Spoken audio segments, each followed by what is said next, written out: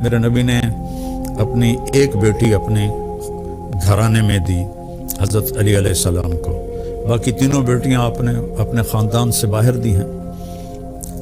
حضرت عثمان کو جو بنو امیہ میں سے تھے 2 بیٹیاں ان کو دی، ابو العاص کو بڑی بیٹی حضرت زینب دی۔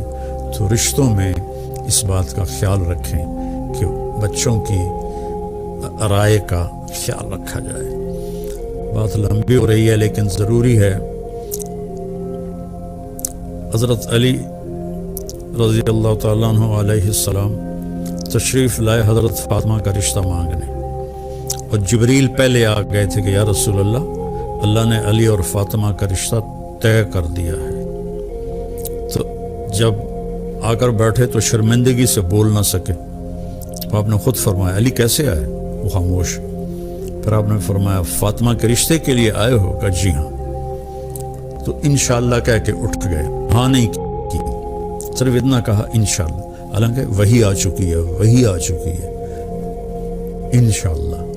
سیدھے گھر گئے، حضرت فاطمہ رضی اللہ تعالیٰ عنہ علیہ السلام کو بلایا اور فرمایا بیٹی علی کا رشتہ آیا ہے، میں ہاں کر دوں؟ اللہ اکبر۔ آج کی بیٹیاں بیچاری ماں باپ کے آگے سر جھکا دیتی ہیں، تو جنت کی عورتوں کی سردار اور حسنین کی ماں، ان کے بارے میں آپ کا کیا خیال ہے؟ بیٹی رشتہ کر دوں؟ جب حضرت فاطمہ نے ہاں کی، کماری بچی کی خاموشی ہاں ہوتی ہے، انکار نہیں ہوتا ہے، تو آپ خاموش رہیں، اس کا مطلب تھا کہ میں تیار ہوں۔ اب فوراً واپس گئے، علی لوگوں کو بلاؤ۔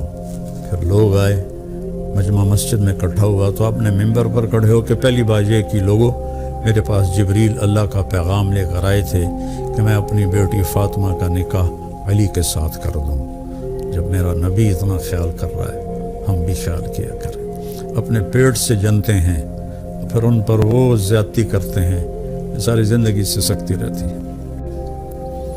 تمہاری بیوی تمہاری کھیتی ہے۔ میں تو ایک قدیم زمیندار گھرانے سے تعلق رکھتا ہوں، تو میں نے اگرچہ ڈائریکٹ زمیندارہ نہیں کیا، لیکن میں جانتا تو ہوں کہ فصل کو کیسے، کھیتی کو کیسے اگایا جاتا ہے اور کیسے اس کو پروان چڑھایا جاتا ہے۔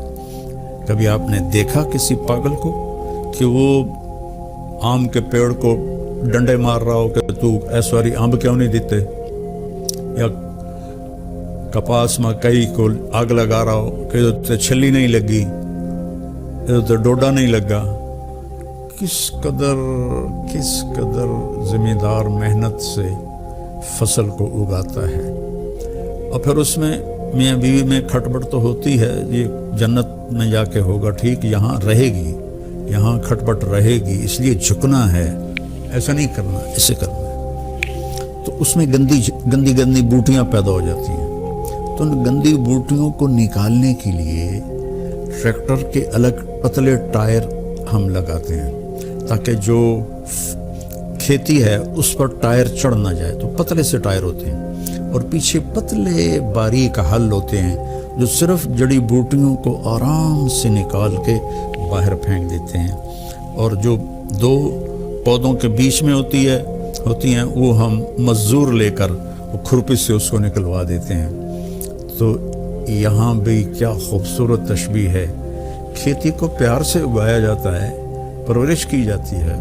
یہ سردیاں آئیں تو آم کے درختوں کو جو چھوٹے تھے سب نے ڈھانپ دیا کہ سردی کی وجہ سے یہ جل نہ جائیں، پانی وقت پہ دو، کھاد دو، خشک شاخیں کاٹو، سپرے کرو۔ ابھی ہمارے گھر میں ہمارے باپ کے ہاتھ کا لگا ہوا آم کھڑا ہوا ہے 1964 کا، تو وہ جا کے ستمبر اکتوبر میں پھلتا ہے، تو وہ اس کی شاخیں بہت ہو گئی تھیں خراب، تو ہم نے مالی کو بلا کر وہ ساری کٹوائیں تاکہ نئی شاخیں پیدا ہوں اور دوبارہ یہ پودا پھل دے۔ تو جس طرح کھیتی آپ کے گھروں میں پھلواڑی ہوگی، پھول ہوگا یا کوئی پودا ہوگا گملے میں ہوگا، آپ کتنا خیال کرتے ہیں، ایسا اتنا خیال آپ اپنی بیوی کا کر لیں۔ یہاں تو صرف مرد کو ہی اللہ حکم دے رہا ہے، یہاں عورت کو نہیں دے رہا، مرد کو کہہ رہا ہے اس کو کھیتی کی طرح پالو کہ اسی نے تو پھل دینا ہے، اسی پر تم زیادتیاں کرو۔ سب سے جتنی کوئی چیز قیمتی ہوتی ہے اس کی ڈائی اس سے بھی زیادہ قیمتی ہوتی ہے، کہ اس میں ذرا بھی خراش آ جائے تو وہ خراش اس چیز پہ پڑتی ہے۔ مرسڈیز کی ڈائی کتنی قیمتی ہوگی، اس پہ خراش ہوگی تو مرسڈیز پہ خراش آ جائے گی، کوئی بھی موٹر ہو خراش آ جائے، فوراً ڈائی کو توڑ کے نئی ڈائی لگاتے ہیں۔ اور کائنات کی سب سے قیمتی چیز انسان ہے، اور اس کی ڈائی اس کی ماں کا پیٹ ہے۔ جب اس پر زیادتی ہوتی ہے اور سختی ہوتی ہے، بدتمیزی ہوتی ہے، جو ہمارے سسرال کا 99% یہی حال ہے، تو وہ اس کی ڈائی اندر سے کریک ہو جاتی ہے۔ پیدائشی طور پر بچے ڈپریشن کا شکار ہو کر پیدا ہو رہے ہیں، کہ وہ جو ماں ڈپریشن برداشت کرتی ہے اور اس کی ڈائی پر اثر ہوتا ہے تو بچہ پیدائشی ڈپریشن کا شکار ہوتا ہے۔